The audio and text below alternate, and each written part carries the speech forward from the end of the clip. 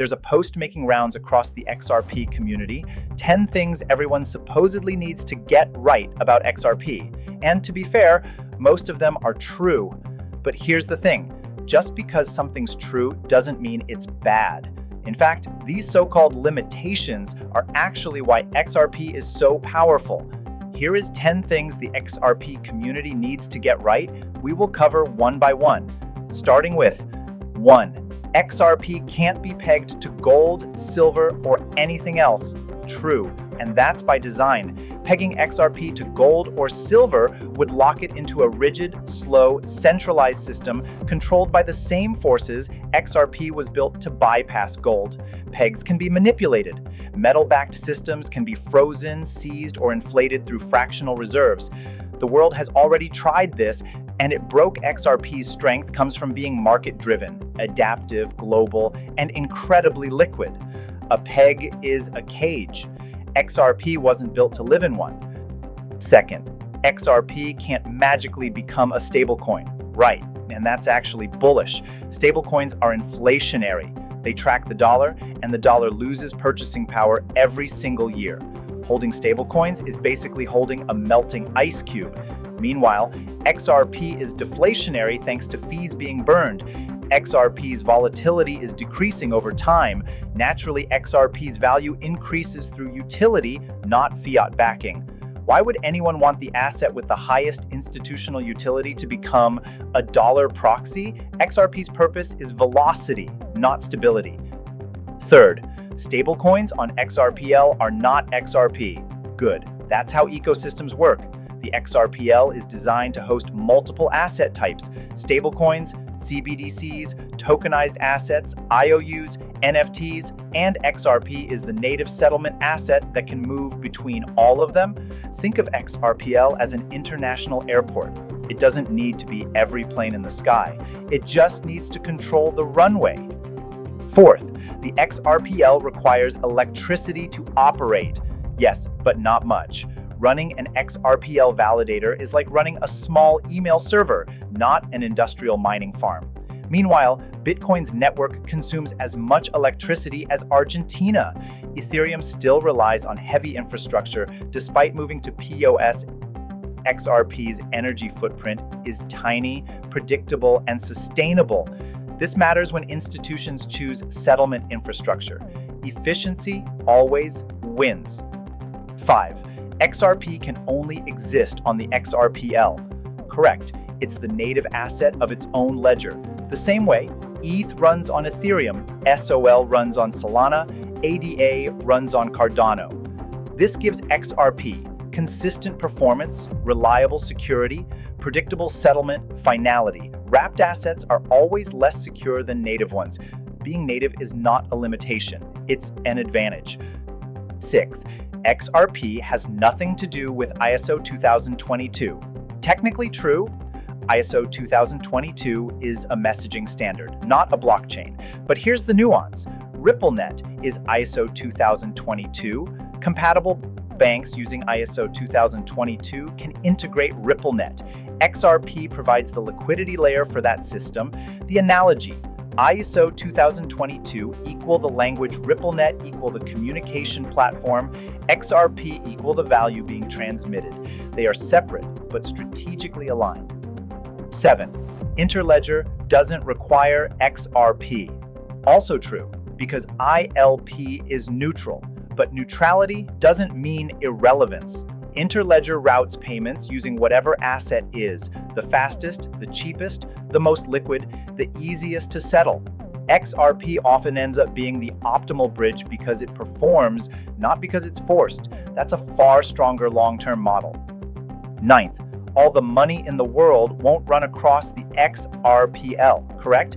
And even if it did, XRP's market cap wouldn't magically become $100 trillion, volume not equal market cap. But here's what is true. Utility increases liquidity. Liquidity increases value. Value increases adoption. Adoption increases utility. It's a feedback loop, not a fantasy. Real-world adoption takes time, but it compounds.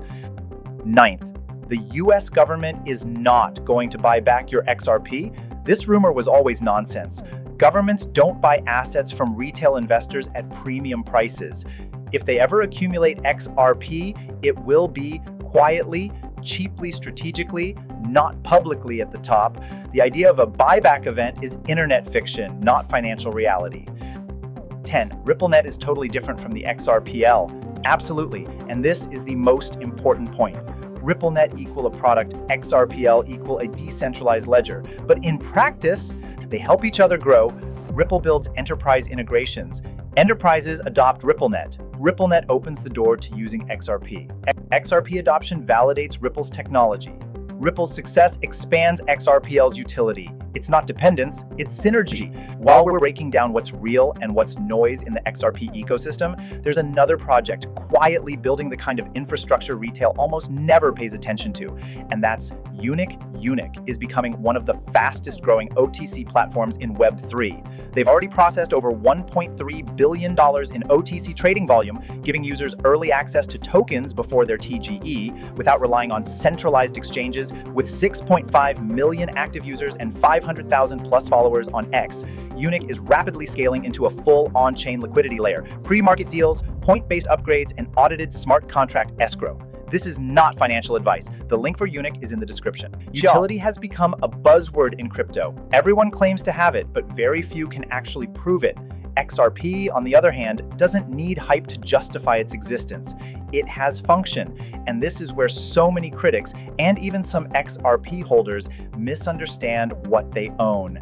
XRP's value doesn't come from being a store of value like Bitcoin. It doesn't come from being programmable money like Ethereum. It doesn't even come from being a governance token like most DeFi coins. Its value comes from something far more boring and far more profitable: moving value between disconnected financial systems. Every time a bank, fintech company, corporate treasury, or payment provider sends value across borders, something has to settle that movement. Historically, that something was Nostro, Vostro accounts, Swift messaging, multi-bank intermediaries, settlement delays. XRP is the first asset that actually removes these frictions instead of just repackaging them. That's why being a neutral asset is a strength. No peg, no political baggage, no counterparty, just pure liquidity. And in the world of institutional finance, neutrality isn't boring, it's unstoppable. Most people think XRP's future depends on some dramatic external event. ISO 2022 activation will moon it. The government will buy it back, big banks will force a supply squeeze, every currency in the world will run on XRPL. None of that is real. The real future of XRP is far more grounded and far more scalable. Here's what's actually happening. 1. Ripple is building enterprise-grade rails, the kind used by corporations, banks, treasuries, and liquidity providers, not meme traders. As these rails expand, so does real transaction volume. 2. The XRPL is evolving into a multi-asset ecosystem with AMMs, stablecoins, native lending, and parallel settlement paths. This compounds XRP's role at the center. 3. Institutional doors are opening, slowly but consistently. Partnerships aren't hype, they're pipelines. Every integration today becomes liquidity tomorrow. 4. Price will follow utility, not narratives, not instantly, not explosively, but inevitably. XRP's path isn't a lottery ticket, it's an infrastructure play. And infrastructure doesn't boom overnight, it becomes the default, quietly, then all at once.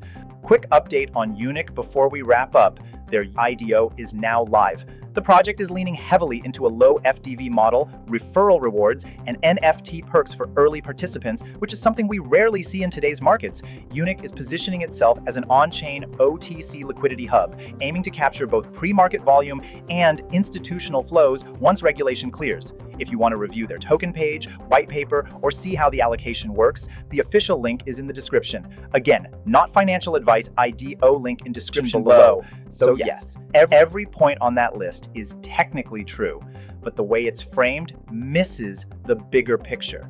XRP doesn't need to be a stablecoin, a government token, or a world reserve currency to succeed. It just needs to keep doing what it does best: moving value, fast, cheap, and globally. while the rest of the system catches up. The truth doesn't have to sound bearish. If you understand the fundamentals, it's actually the most bullish thing there is. Subscribe to Wealthy Wise Finance for truth and alpha.